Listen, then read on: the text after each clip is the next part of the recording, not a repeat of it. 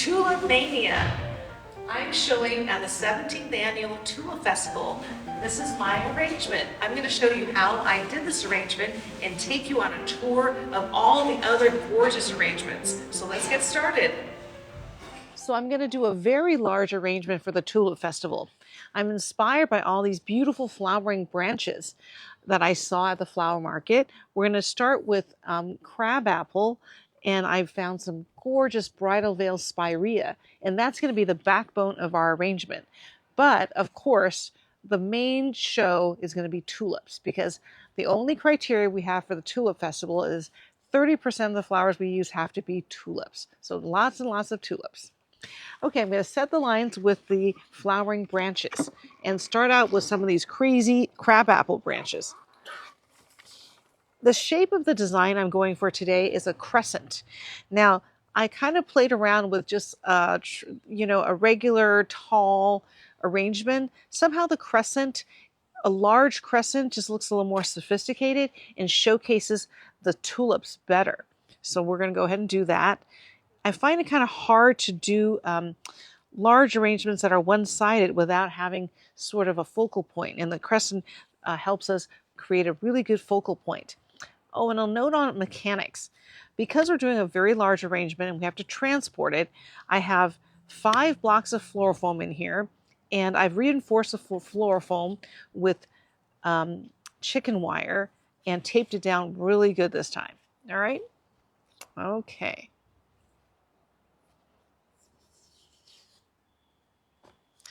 So I'm setting the line my crescent on the left side. I start with the left side and go to the right.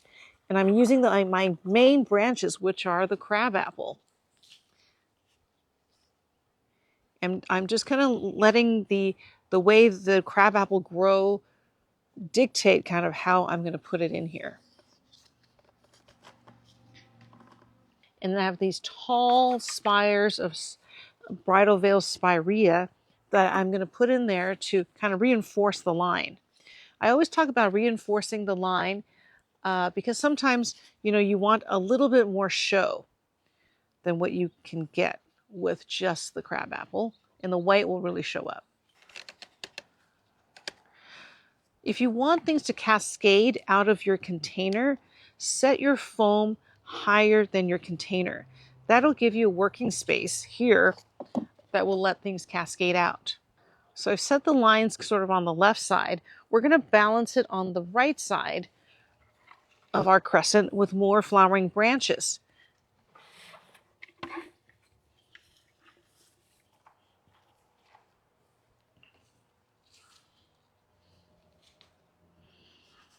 Crabapple.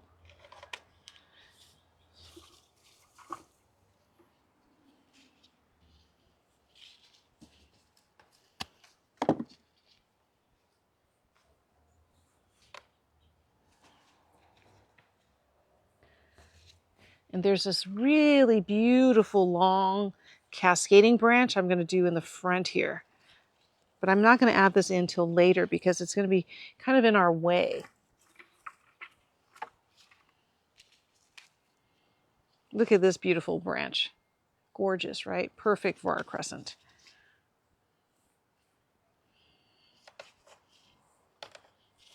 Our crescent shape. See, it's going to be a very large arrangement. I made it very large so that we have a lot of space in here for lots of tulips. We have a ton of beautiful tulips in a variety of pinks.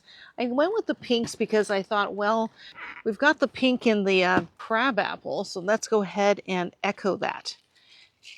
And the tulips have hydrated nicely. When I bought them yesterday from the flower market, they were a little bit floppy, but they've hydrated upright, and so they're doing pretty good. Adding in this beautiful double tulip that's pink with a little bit of a white edge.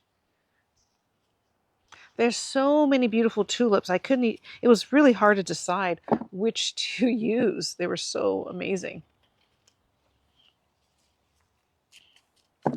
Now they've blown open a little bit because it's a pretty warm day today and we're outside. We're doing the arrangements outside because it's so huge it doesn't work in my usual kitchen setup. So I thought, hey, let's do the arrangements outside. Now I did not green in because I knew that we're going to add in all these fleshy stemmed and delicate tulips. So I don't want it to like run out of space on the foam. So we'll green in later once we have all our tulips in. Usually what I do is I'll put in the fleshy stems first and then put in your hardier woody stems, except for, of course, the flowering branches. We want to make sure these are in, just so we can set sort of the parameters of our arrangement.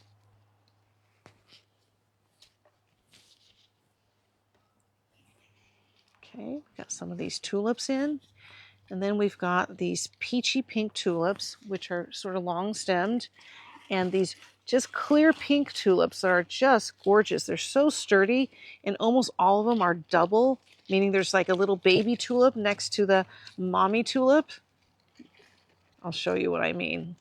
See, there's like a little tulip right, oh no, I broke it, next to the mommy tulip. I'll just put this in here, sink it deep down in the foam. Okay. So the tulips will blow open when it's warm, and then they'll close again when it's cool. So I'm going to put this in the cooler, and then the tulips will go back to the way they were.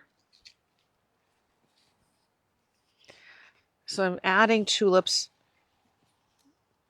where we have the crescent, this side of the crescent, to reinforce the shape. I bought 60 stems of tulips. That should be enough tulips, don't you think? For the Tulip Festival. Okay. I'll do a few longer ones back here in the pale peachy pink.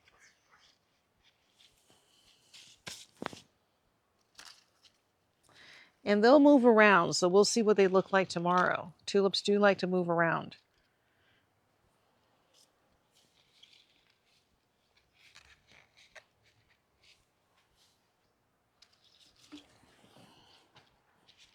Wow, these are as long as French tulips. French tulips were very expensive at the flower market yesterday. I think they were like $37, $38 for a bunch. I did not get the French tulips because I figure these are actually long enough. These are not the French tulips. Beautiful. Okay. Okay, I'm going to stop with the tulips for a minute and add in a few roses. I've got a few beautiful English style roses in pale yellow and pale blush. See, you got the pale yellow with a little bit of blushy center, as well as this pale baby pink spray rose. That's really gorgeous. You know, if you guys know me, you know it's very hard for me to design without roses. So I'm going to put in a little bit of roses here.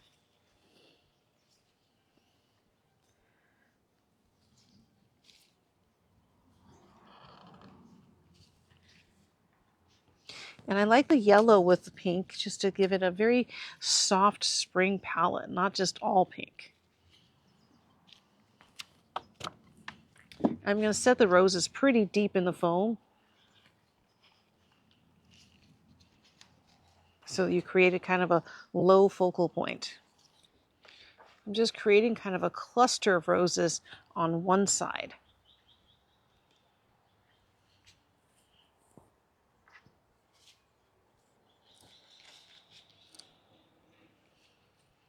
Then I'm going to add in some tulips on this side, but a little bit less than on this side because I want it to be asymmetrical, like heavier emphasis on the tulips on this side.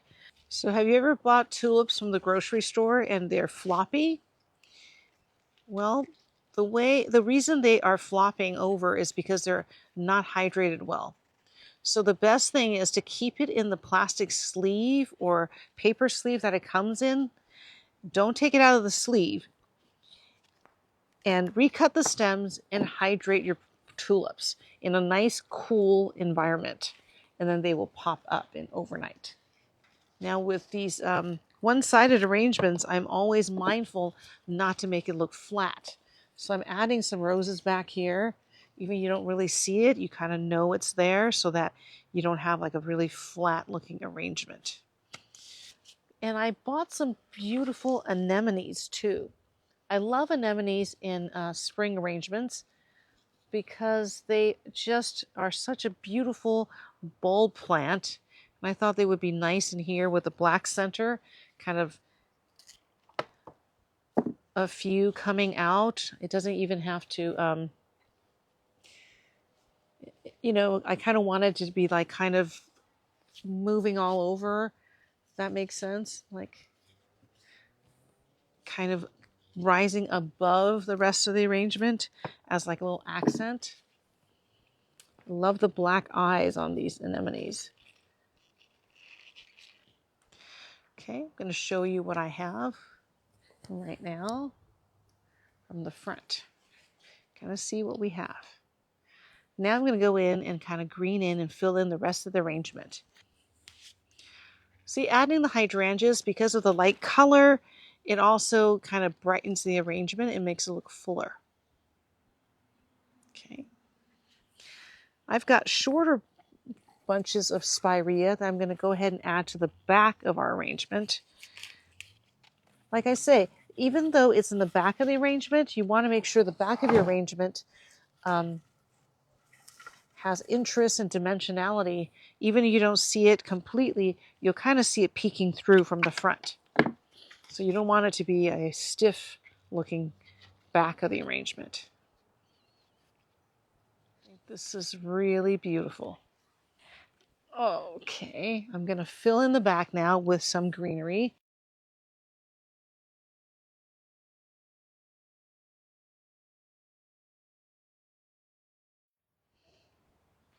And I think we're done. What do you guys think? I think it's going to be a hit at the Tulip Festival.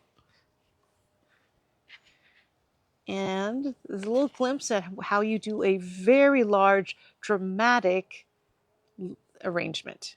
And we'll go ahead and set it up at the Tulip Festival, and I'll show you all the beautiful designs that are going to be there. Come with me.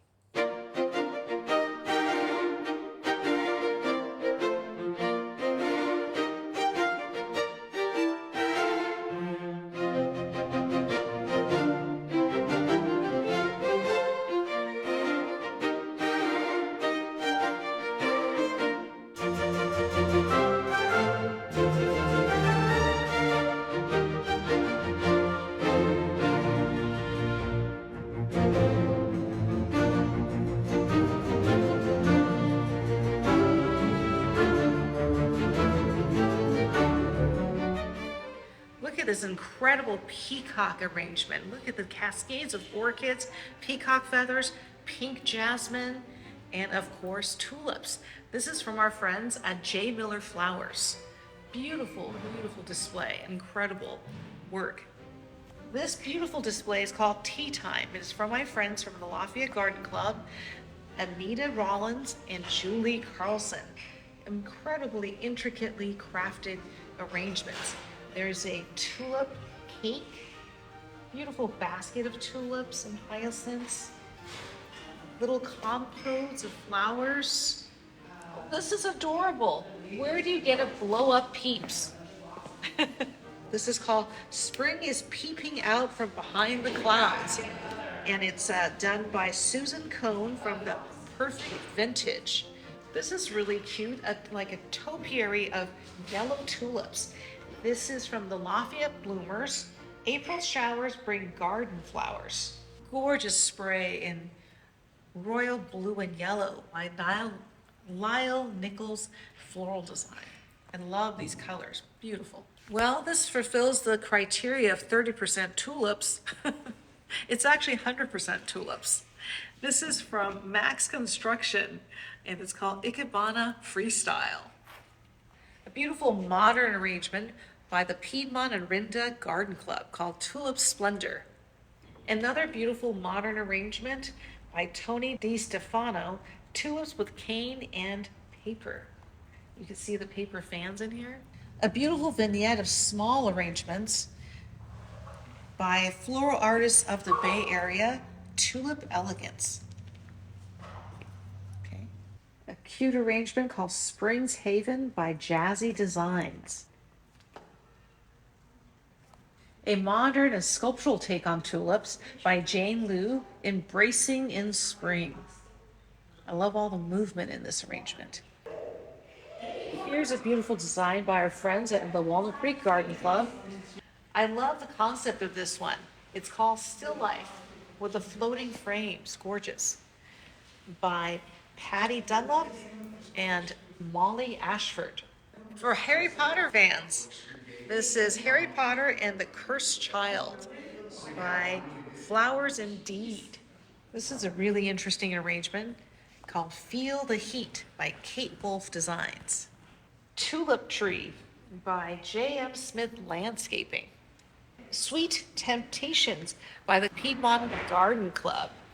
A very beautiful vegetative design by Lee's Florist and Nursery called Simply Tulips.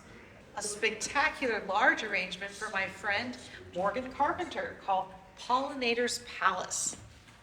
A pave design in a nest by Lisa Casaza Floral Artistry, The Sign of Spring.